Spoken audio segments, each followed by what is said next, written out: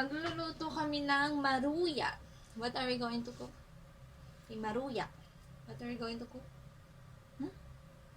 Maruya. Hmm? Maruya. Amy will help Mama cook maruya. Already hot. Sa ano lang to, half cup ng harina. Tapos 2 tablespoon ng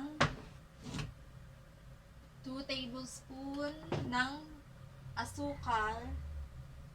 Tapos ano ginamit ko? 2 tablespoon ng asukal at saka half cup ng milk. So, half cup ng harina, 2 kutsara ng asukal, tapos half cup of milk. Ginamit ko soy milk, hindi cow's milk. Ang ginamit namin ay soy milk. What did we use? Soy milk daw.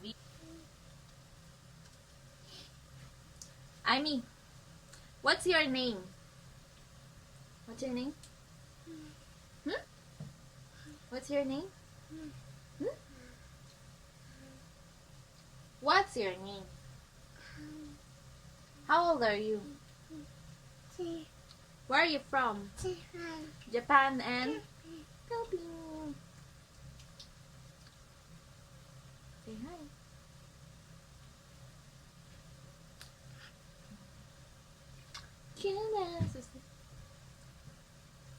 What's this?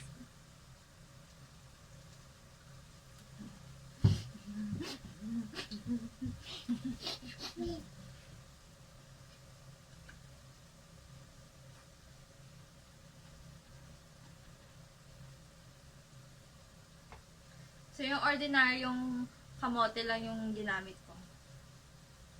And then, ipiprito nyo lang siya. Hiwain nyo lang ng pahaba, and then iprito na.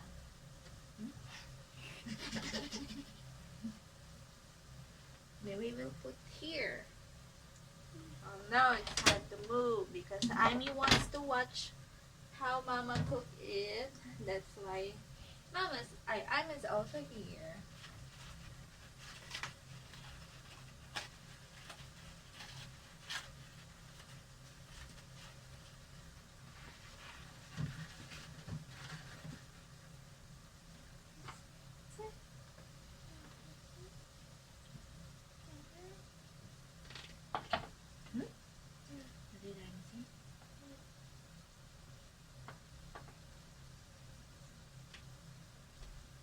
Ganito tsura niya. Nakikita niyo ba?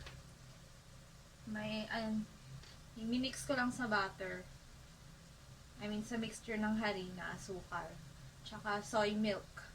And then, after nun, hinalo-halo ko na dun yung kamote. And then, ilalagay mo na siya. Iprito mo na lang.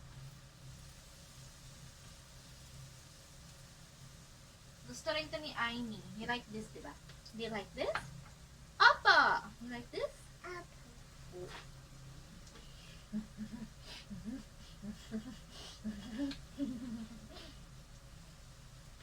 What's your name?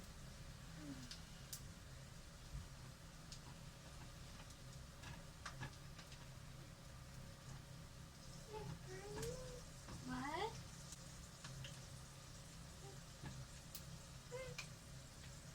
Dapat dito evaporated milk, pero ang hirap maghanap ng evaporated milk. Kaya, or cow's milk o kaya soy milk na lang. Soy milk na lang para mas healthy.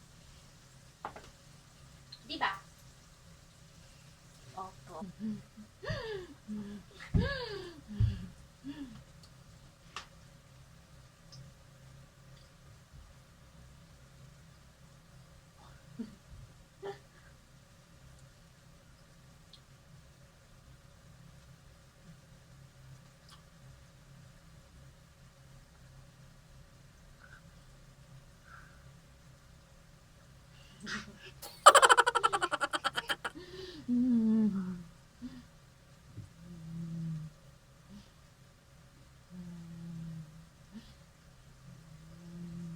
Okay, where are your eyes? How about your ears? How about your nose? How about your mouth? Mouth. Mouth. How about your cheeks? How about your hair? How about your head? How about your forehead? Forehead. How about your face? How about your arms? How about your neck? How about Iris' tummy?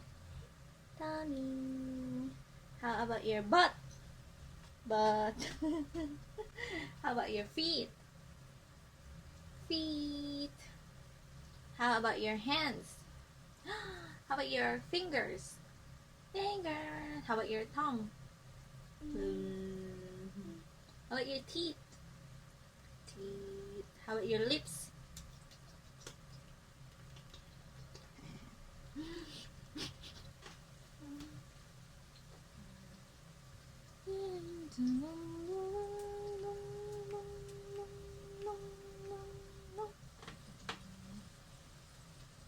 One, two,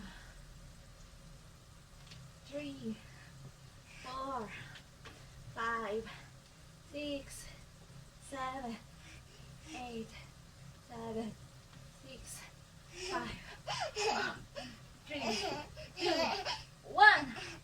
O, diba? Exercise with a baby.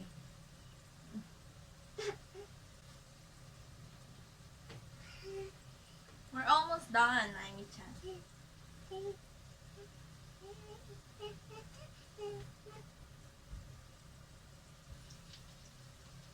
So, hindi na nagbe-breastfeed si Amy. So, after ng aming breastfeed journey, so, may mga adjustment ang batang ito. So, bali sa nabasa ko. So, common lang na after nila mag-quit sa pagbe-breastfeed, ay magiging super, super clingy sila. Ayun yung way nila ayun yung parang adjustment period nila. Kasi nga naman matagal, diba? 2 years din akong nag-breastfeed sa batang ito. So, hindi ganun kadali na parang makalimutan. Minsan naalala pa rin niya, pero hindi na talaga siya lalutch doon. Diba?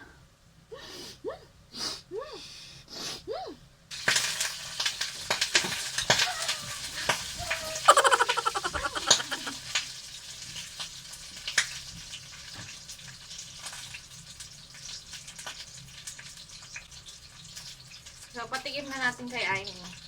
Mama will give you just a minute. You will taste it. Are you hungry? Say, Mama, I'm hungry na. What are you doing ba?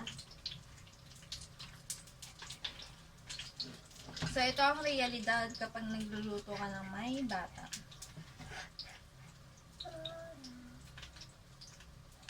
Hindi siya madali guys.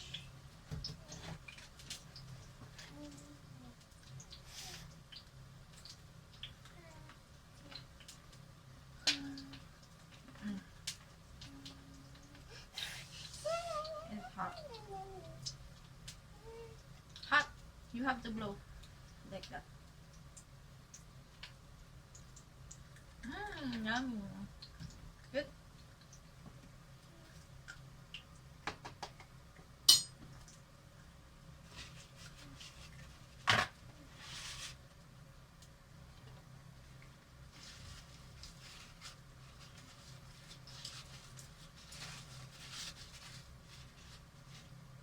Is it yummy?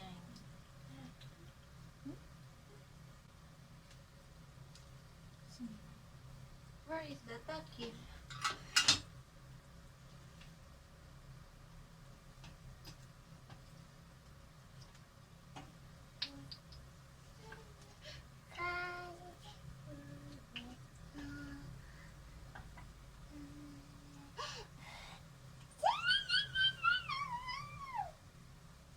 Saan ko ba nalagay yung takip?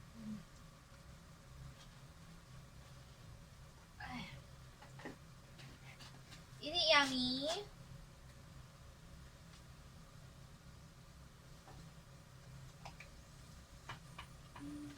You yum. Yum, yum, yum, yum. Gusto ni Amy yan.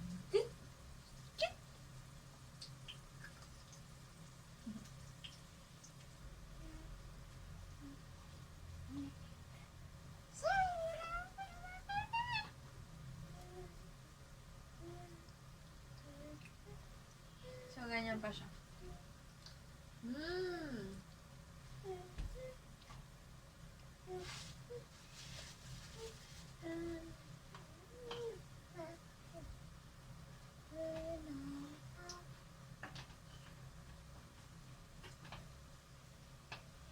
Alam niyo ba, taglamig na dito sa Japan?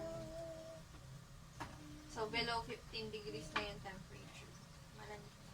OMG, wala nang battery. So, bye-bye na muna. Wala nang battery. So, after nyo maluto lahat, i-mix nyo lang siya sa sugar. And then, pwede na yun. So, habang mainit, i-coat nyo na siya sa sugar para kumapit yung asukal. Bye! Amy, say bye! Amy, busy siya. Amy-chan, say bye!